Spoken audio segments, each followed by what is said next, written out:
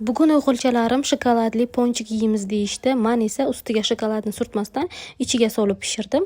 Oldin ertalabda qilgan pitsam, o'sha o'zim yaxshi ko'rgan usulda. Shu lavashim hech tugamadi. 1 oydan beri ishlataman. Morozinlikda turadi. Olaman, chiqaraman. Shunaqa qilib ikkita tuxum bilan men shunaqa yoyib, qovurib, kolbasalarni to'g'rab, bir balo qilib aylantirib olib, ketchup qildim.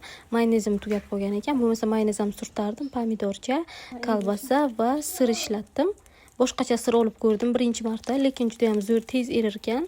Ertalabga juda ham yaxshi, yumshoqqina. Hozir kampirchalarga o'xshab tishlarim yopib qolgan, har kun stomatologga qatnayapman.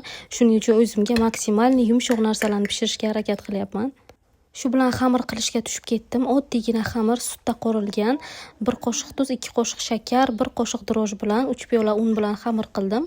Keyin orada kartoshka qovurdim, chunki obed yaqinlashayotgan edi. Qanday yaxshi qizlar ustalaringiz bo'lmasa, mazza qilib osongina ovqatlarni qiladi odam.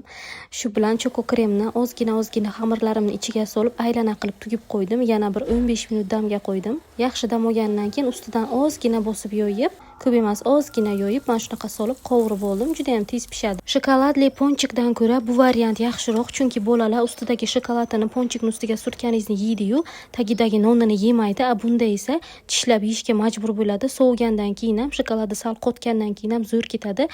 Qilib ko'ringlar, qizlar, maslahat beraman.